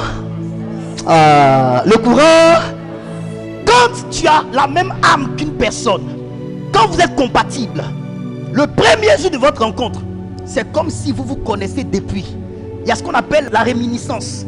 C'est-à-dire, tu as le souvenir que dans ton passé, tu avais rencontré la personne et que cette scène que vous vivez aujourd'hui, tu l'avais déjà vécue. Tu ne sais pas si c'est un rêve, tu ne sais pas si c'est dans vision. Tu sais quoi? C'était quand tu étais esprit. Vous vous connaissez dans le monde des esprits. Et dans cette église, j'ai des enfants qui chaque fois ont l'impression que moi, ils me connaissaient depuis longtemps. Le courant passe. Ça passe. On peut être convaincu de Jésus comme ça en une seule soirée. On peut aimer quelqu'un, on peut aimer un homme de Dieu comme ça en une seule rencontre. Il y a des gens qui sont venus ici, m'ont vu prêcher, ils étaient contents comme ça, on dirait que c'est moi qu'ils attendaient depuis longtemps. L'un, le prince, le prophète que nous cherchions depuis, le voilà. Ils se lèvent et ils s'en vont partager. Vous savez quoi? Quand on aime, on partage, on révèle. Jésus-Christ, quand tu l'aimes, non seulement tu le caches, mais en même temps tu le partages. Parce que tu ne veux pas perdre ta relation avec lui. Donc tu veilles sur ta relation avec lui. Mais en même temps, tu parles de lui aux personnes sûres que tu aimes. Parce que tu ne veux pas faire venir des gens qui vont venir blesser Jésus. Donc tu tries les personnes que tu dois envoyer vers Jésus. Parce que tu aimes tellement Jésus, tu ne veux tellement pas qu'on lui fasse du mal, que tu ne veux pas faire venir n'importe qui vers lui. Parce que le type de personne que tu vas envoyer vers Jésus, ce type de personne-là va soit faire du mal à ton Seigneur ou faire du bien. Ça sera en ton honneur ou en ta défaveur. C'est pourquoi, quand tu aimes Jésus, tu ne veux pas envoyer n'importe qui vers lui. Qui André avait de sûr? Son frère Simon. Mais écoutez, un autre message. Continue la lecture. Venez, leur dit-il, et voyez. Ils allèrent et ils virent où il demeurait. Et ils restèrent auprès de lui ce jour-là. C'était environ la 10e heure. André, frère de Simon-Pierre, était l'un des deux qui avait entendu les paroles de Jean et qui avait suivi Jésus. Ce fut lui qui rencontra le premier son frère Simon et il lui dit: nous avons trouvé le Messie. On a trouvé le Messie. Vas-y. Et il le conduisit vers Jésus. Il a pris Simon. Il a fait partie vers Jésus. Vas-y. Et il le conduisit vers Jésus. Jésus l'ayant regardé dit: tu es Simon, fils de Jonas. Attends. Mon Seigneur Bagou, lève-toi. Je vais faire un travail avec toi. Viens. On peut aller. André est allé prendre son frère Simon. Voici Simon. Jésus est quelque part là. Lorsque Jésus voit Simon, Jésus a manifesté ce qu'on appelle le don de la parole de connaissance. On ne lui a pas dit qui est la personne, mais par le don de la parole de connaissance, il savait qui était en face de lui. Il a nommé. Donc, quand vous allez dans une église et que le prophète dit le nom de quelqu'un, ne pensez pas toujours qu'il s'est renseigné. Cette capacité spirituelle existe en Dieu, où on ne sait pas de manière physique qui est la personne, mais de manière divine. On entend les informations sur la personne, nom, prénom, date de naissance, etc. Donc Jésus le nomme, il dit Simon. Lis le test. Ça va? Ok. Jésus l'ayant regardé dit. Jésus l'ayant regardé. Attends. Quand la Bible dit Jésus l'ayant regardé, ça veut dire quoi? Regardez là. C'est pas juste mes yeux sur la personne. Regarder, c'est un terme spirituel. Ça veut dire scanner.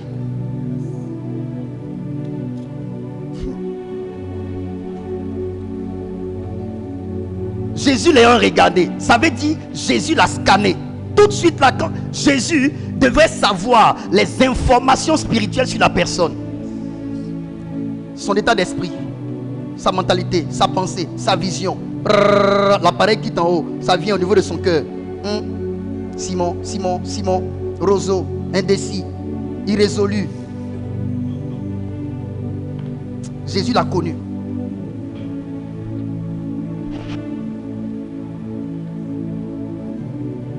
Quand la Bible dit Jésus l'ayant regardé, ça veut dire que Jésus a pris Simon, et il l'a replacé en Éden, où il avait créé l'homme nu pour voir tout sur lui.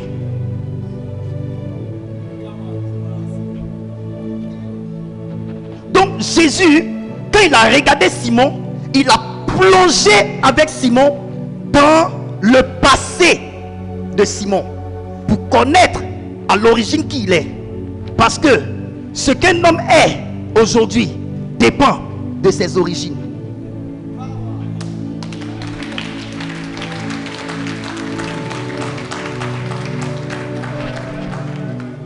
Donc Jésus le regarde, il rentre dans l'éternité passée pour avoir toutes les informations sur lui et savoir qui est en face de lui.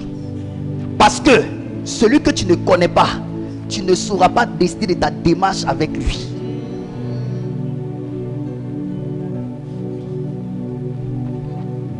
Jésus devait le connaître. Donc Jésus l'a connu. Jésus est rentré dans son passé. Il a scanné. Et quand il a regardé, il dit tu es Simon. Jésus a su qui est en face de lui. Ne marchez pas avec les gens que vous ne connaissez pas.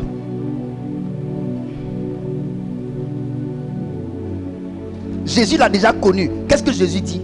Il dit tu ne t'appelleras plus Simon. Tu t'appelleras Céphas, qui signifie Pierre. Pierre. Simon, c'est quoi? C'est le roseau qui balance dans le sens du vent.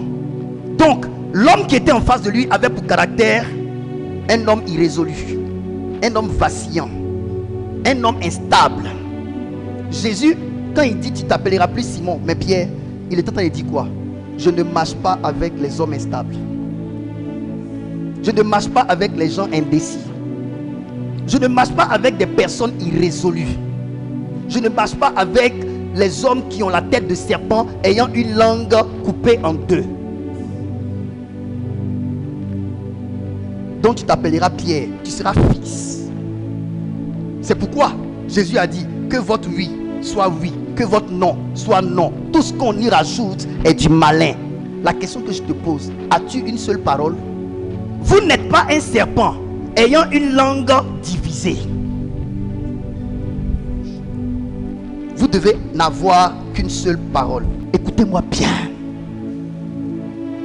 Vous n'avez pas d'appel à être des martyrs si vous n'avez pas une seule parole, un seul caractère, si vous n'êtes pas un, si vous êtes transparent.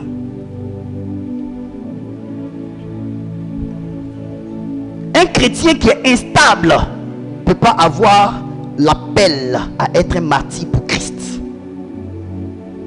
On ne sait même pas ton église là, c'est quoi. On ne sait même pas c'est quoi ton église. Toi seul tu es baptiste, toi seul tu es méthodiste, toi seul tu es catholique. Partout il y a fête, tu es là-bas. Le chrétien que le pasteur connaît quand il y a la fête. Tu es quel genre de chrétien? Tu es où? Tu marches avec qui? Écoutez, la marche avec Dieu n'a pas encore commencé tant que vous n'avez pas résolu votre instabilité et votre déloyauté en vous. Est-ce que c'est moi qui ai parlé? C'est Jésus qui dit tu ne t'appelleras plus Simon. Ça veut dire qu'il faut changer.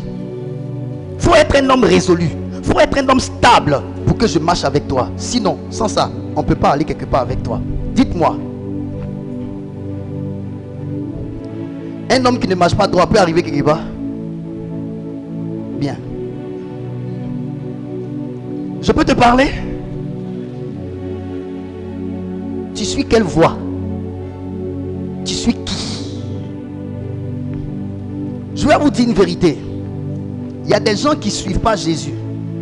Ils suivent leur propre foi en Jésus.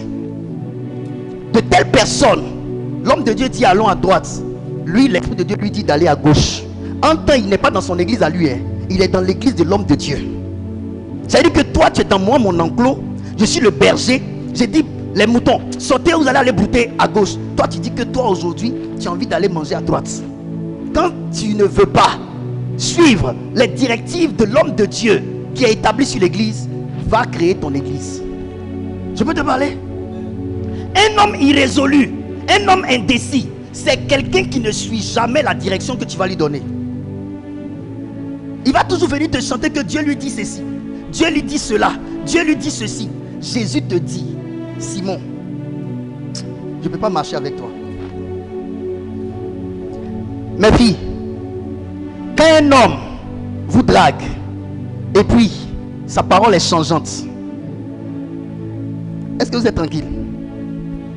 Aujourd'hui il dit ça, demain il dit ci, après-demain il dit ça, il dit ci, et puis il dit que lui là il est esprit.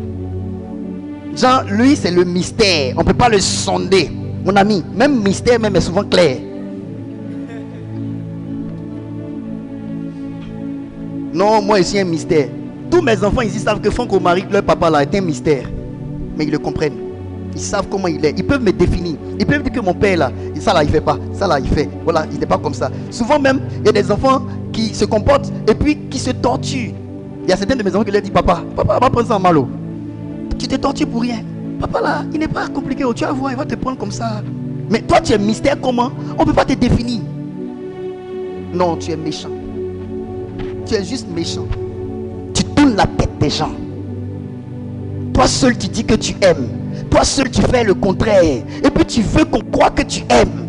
Comment on peut aimer et puis faire du mal?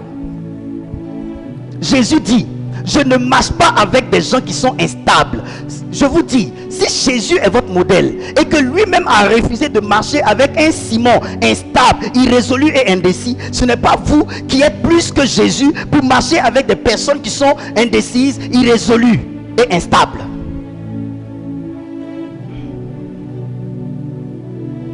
Quelqu'un qui n'est pas clair, laisse-le aller être noir ailleurs. Je ne m'associe pas avec des personnes qui ne sont pas claires. Tu es mon fils spirituel, tu l'es ou bien tu ne l'es pas. Mais ton affaire de tu es mon fils, je te parle, tu as un autre père là-bas, un autre père là-bas. Mon ami, il faut prendre l'autre là comme père. Moi je sors. Oh oui, moi je sors, je ne suis pas dedans. Il faut qu'on le dise. Tu es où? Tu es avec qui? Jésus dit, marchez avec moi. Ce n'est pas de l'amusement. Je sais où je vais. Avec ceux avec qui j'emballe dans mon affaire. On s'en va loin. Je suis en train de vous enlever du naturel au surnaturel. Je suis en train de vous enlever du physique au spirituel. Je suis en train de vouloir vous conduire du bas de la montagne au sommet de la montagne pour vivre la transfiguration. Je suis en train de vous emmener à quitter de la stérilité à la fécondité. Je suis en train de vouloir vous emmener.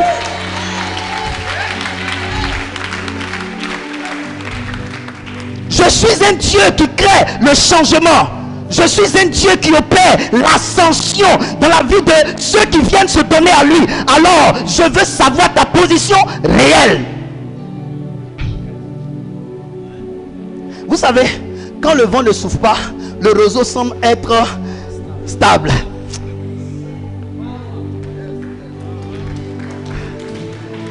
Votre stabilité n'en est pas une tant que le vent n'a pas soufflé sur vous. Vous allez vivre des moments d'épreuve dans l'église, des moments de clash avec votre père spirituel, des temps où vous ne sentirez plus l'amour de votre père, où vous ne sentirez plus votre église. Si vous demeurez là quand même malgré tout, on saura que vous êtes stable.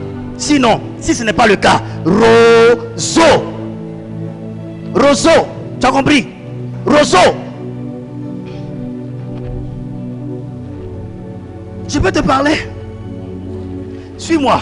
Avant-hier, je disais ça à quelqu'un. Car Jésus, le Seigneur, m'a dit quelque chose. Mes messages ont suivi une suite logique. Dimanche passé, je vous ai donné une intelligence que j'ai fermée. À Gethsémane, Jésus n'avait-il pas besoin de ses disciples? N'a-t-il pas dit à Pierre, tu n'as même pas pu veiller ne serait-ce qu'une heure avec moi?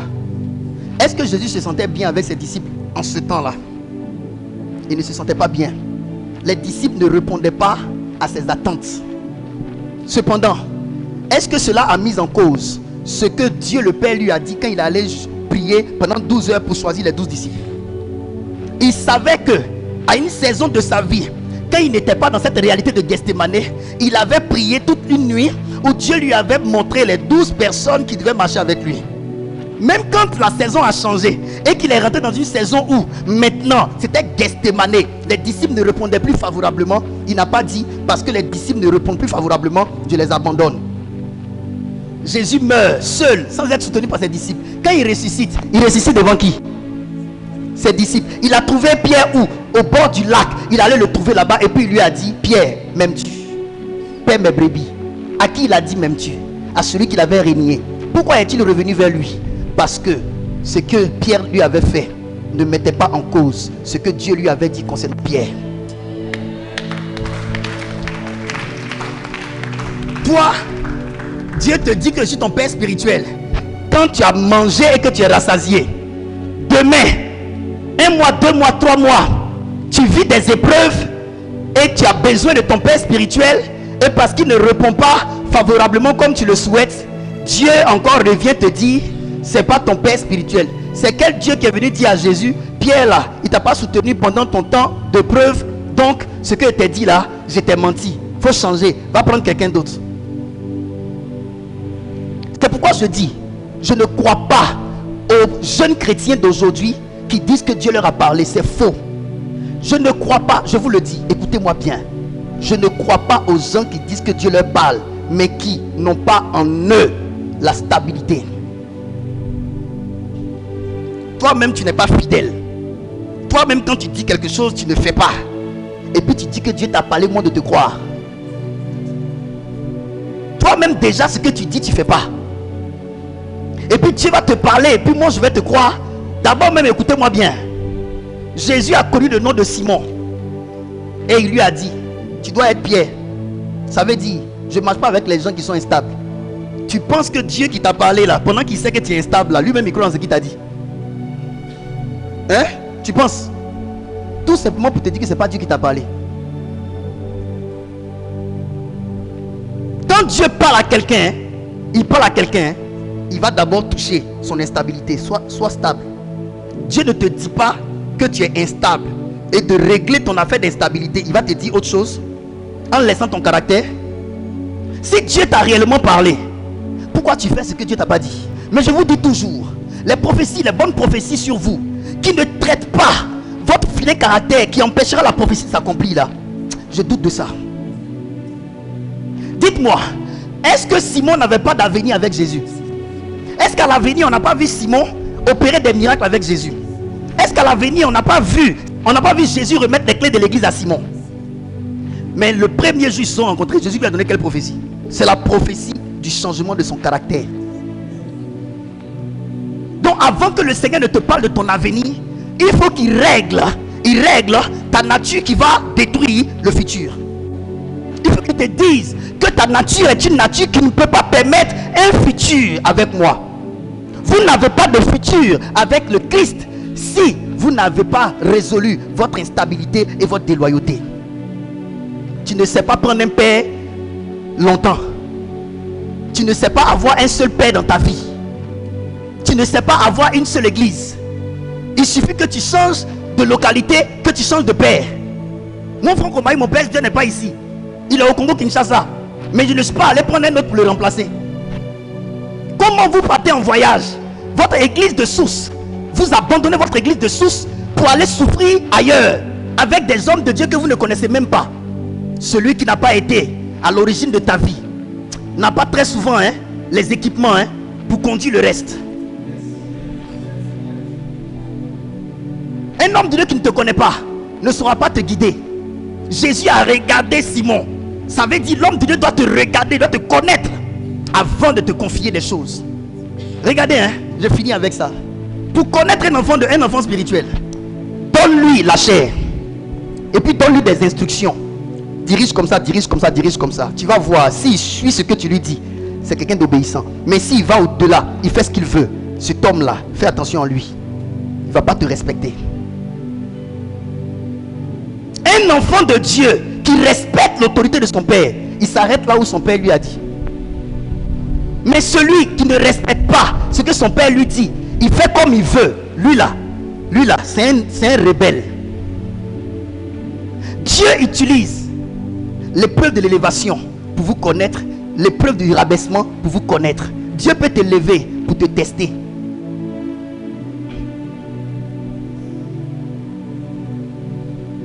Souvent vous pensez que quand Dieu vous élève, ça veut dire que vous méritez. Non. Il veut vous connaître. Le plus important, ce n'est pas de dire que Dieu t'a dit quelque chose, mais ta capacité d'obéissance. Ta capacité de tenir ce que Dieu t'a dit. Quand le Seigneur m'a dit de jeûner les 3 mois ici devant vous, mais je vous ai dit que ce n'est pas pour l'ordination que Dieu me l'a dit. Est-ce que je n'ai pas dit ça ici? Ah, si je vous disais que c'était à cause de l'ordination là, et puis l'ordination n'a pas eu lieu là, vous n'allez pas douter de moi un peu? C'est là on voit que l'homme de Dieu là, Dieu lui parle vraiment. Parce que je suis venu, il y a l'ordination qui est là, et puis je vous dis, Dieu ne m'a pas demandé de jeûner à cause de l'ordination. Effectivement, l'ordination n'a pas eu lieu.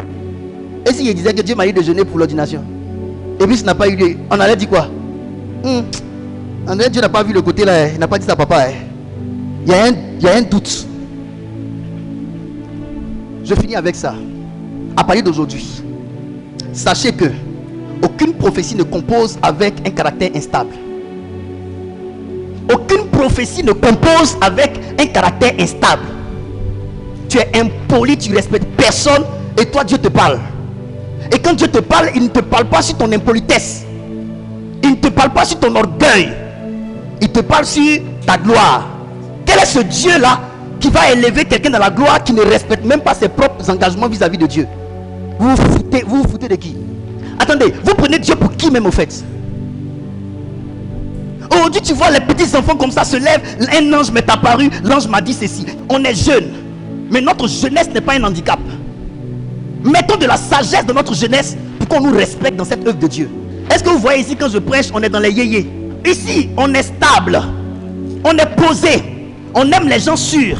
Mais le message que je prêche là, c'est des messages qui font asseoir, ça conscientise, ça fait changer.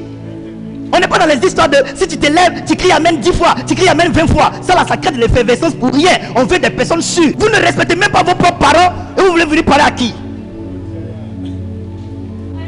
Vous ne respectez personne, vous voulez venir parler au nom de qui? Les gens qui vous font du bien, vous leur manquez de respect. Vous voulez aller prêcher au nom de quel Jésus? Hein? Moi, mon père m'a battu, il m'a maltraité. Devant vous, je vous ai expliqué toute la douleur que j'ai vécue. Mais je suis allé lui demander pardon quand même, devant vous. Quand vous vous entendez avec vos pères dans l'église, vous êtes des bons fils. Demain, quand vous ne vous entendez pas avec lui, vous commencez à les insulter. Des enfants mal polis. Laissez-moi finir avec ça. Je suis fâché. C'est des enfants mal polis. La Bible dit quoi? Attention à ceux qui injurient les gloires. Parce que l'archange Michel, même quand il est venu se disputer le corps de Moïse avec Lucifer, il n'osa pas l'injurier. Un ange, un archange qui n'osa pas injurier Satan lorsqu'il se disputait le corps de Moïse. Ça signifie quoi? Satan a qui? C'était pas un chérubin qui a sémé la rébellion, qui l'a frappé et puis il est descendu. Il dit c'est pas le même archange Michel là. Donc entre les deux là, il n'y a pas de entre eux. Mais toi tu viens, tu vois Satan en train de discuter le corps du grand prophète Moïse. Tu vas pas le gifler? Et puis la Bible dit qu'il n'osa pas l'injurier. Et la Bible parle de ceux qui injurient les gloires. Ça veut dire, dans le royaume de Dieu, il y a des principes. Même si Lucifer est devenu Satan, mais on reconnaît que c'est Dieu qui l'a créé et qu'il est une autorité. Sauf que il a commis la rébellion, le Père l'a chassé. Donc quand on le voit là, on le respecte quand même. Moi, Franck Romaric, j'ai jamais déshonoré un père auprès de qui est servi Dieu. Des enfants impolis qui sont auprès de toi, ils bénéficient de ton argent, de tes enseignements. Il y a d'autres même, ceux qui prêchent là, c'est ce qu'ils ont pris chez toi. Mais ils quittent ton église et puis t'insultent. Ils quittent ton église et puis te manquent de respect. On n'insulte pas les onctions. Ce que vous avez semé, vous allez moissonner. Tous mes enfants qui sont ici, je leur ai toujours dit, respectez les hommes de Dieu. Ne respectez pas seulement Franck Romaric. Partout où vous allez, respectez les hommes de Dieu. Voilà monsieur Acré, il y a un monsieur là qui est pasteur, qui a sa maison là-bas. Il parle avec lui souvent, il l'appelle papa. Vrai ou faux? Et quand il le fait là, si c'est un homme de Dieu qui est lui-même à cheval sur les enseignements, il va savoir que l'homme de Dieu qui est son père là, lui donne de vrais enseignements. Il ne va pas vouloir le prendre comme son fils, l'arracher de mes mains. Là où vous me voyez, je ne prends pas fidèle des autres. Je respecte les gens. Je n'aime pas les hommes de Dieu impolis et les chrétiens impolis. Vous voulez commencer l'œuvre de Dieu et vous commencez dans l'impolitesse. Vous voulez commencer l'œuvre de Dieu et ce que vous ne savez pas faire, c'est vous ne savez pas apprécier ceux qui vous ont fait du bien. L'archevêque Kodia nous a toujours dit, si tu as dormi dehors, que quelqu'un t'a pris ne serait-ce qu'une seule fois dans sa maison, même si après il t'a chassé, retiens la seule fois où la personne t'a gardé, sinon on aurait pu te tuer dehors. La Bible dit, ne méprisez pas les prophéties, examinez-les, retenez ce qui est bon. Ça veut dire quoi? Dans tout ce qui est dit là, examine, retiens ce qui est bon. Donc dans tout ce que quelqu'un a fait avec toi, retiens ce qui est bon. Si tu vois au moins quelque chose qui est bon, il faut retenir seulement ce qui est bon. Mais c'est pas ce chrétien qui lui va trier tout ce qui est mauvais pour salir la personne en oubliant le peu que la personne a fait de bien. Moi je vais te baptiser. Moi je vais t'ouvrir la porte du ciel. Aujourd'hui tu as l'onction que moi tu vas me manquer de respect. Et puis tu penses que Dieu qui est au ciel là, il est sauvage comme toi. Mais pardonnez-moi, c'est la folie prophétique. Non, souvent ça fait mal. Pourquoi être impoli? C'est à l'église qu'on devait voir des personnes polies. C'est à l'église qu'on devrait voir des personnes qui respectent. Allez-y au Burkina. Les femmes saluent les hommes en s'inclinant. Il y a des hommes qui ne sont même pas dans la foi chrétienne, mais qui ont des valeurs. Les chrétiens sont trop impolis. Et souvent quand vous finissez de faire votre impolitesse, même quand vous revenez pour demander pardon, on vous accepte, mais on n'est pas déchargé parce que vous êtes méchant. Je suis quelqu'un de différent, je vous le dis. Et ça, ceux qui veulent être mes fils doivent s'attendre à ça. Le ministère, ce n'est pas d'abord l'onction, prêcher, prendre le micro, ce n'est rien ça. C'est le caractère de Christ qui est à l'intérieur de vous. C'est ça le ministère. La plupart de mes enfants qui sont ici me respectent, pas parce que je manifeste l'onction à tout moment, parce qu'ils savent que j'ai des valeurs que je défends. Cet homme qui est devant vous là, il a des valeurs. Ou bien, sincèrement, tu m'avais trouvé une fois quand on considère l'église de l'autre côté. Tu m'as dit non papa, non, ta discipline, sacrifier tout ça pour... Non, tu m'as dit ça. Quand même, ce que tu fais là, on va voir. Et un jour, tôt ou tard, les gens vont parler de ça. Ayez un bon comportement. Je finis mon message maintenant. Mais sérieusement, diantre, il y a trop d'hommes de Dieu impolis qui ne respectent pas la vie humaine, qui parlent aux gens fou par fou. Je vous parle comme ça, pour être mon peuple, hein, pour que vous changez vos manières. Première des choses qu'on doit trouver en vous, c'est les valeurs du royaume. L'honnêteté, la simplicité, l'amour, la paix, la joie, la symbiose, le pardon, le fair play. Chez nous ici on ne se critique pas. Il y a des gens qui ont les témoignages des autres églises qui viennent, qui pensent que c'est nous ici, c'est la même chose. Dans mon bureau là, personne n'est jamais venu pour parler de quelqu'un. Dans mon bureau, Dieu est mon témoin. Je suis dans ce temple là, qui viennent me frapper. Personne n'est venu quand il dit parler de quelqu'un, il dit parler mal. Personne n'est jamais venu rapporter dans mon bureau. Personne. Si un jour je prêche que ce qu'il dit là, ça va dans ton sens là, c'est Dieu qui m'a mis dans l'oreille. C'est pas quelqu'un. Personne. Ils ont courage de faire ça. Vous là, vous avez courage de venir faire Akosmandia chez moi. Tu me connais pas. Et elle te dit ce que tu as dit là. Si appelle la personne, tu vas répéter. On donne une bonne éducation ici. Maman Flora Guéla là, c'est pas devant elle que je l'appelle Maman Flora. Allez-y sur ma page Facebook. Quand elle répond, elle fait un commentaire là. Quand tu tapes sur répondre là, le nom de la personne sort. Mais je mets toujours maman. Toujours maman. Je parlais avec une servante de Dieu. Je lui parlais de Baba Uriel. Je lui ai dit, mon grand frère Baba Uriel. Je parle, mon grand frère Baba Uriel. Deuxième fois, mon grand frère Baba Uriel. Elle dit, mais pourquoi tu es obligé de toujours mettre ton grand frère Baba? Tu ne veux pas dire Baba Uriel? Elle dit, non. Quand je suis devant lui, je l'appelle mon grand frère. Donc derrière lui, je dis aussi mon grand frère. Et des gens là, vous m'appelez papa, mais dans vos téléphones là, c'est Franck Romaric. Que le Seigneur te bénisse. Mais le Seigneur veut des gens stables. Dieu te bénisse. Dieu te bénisse.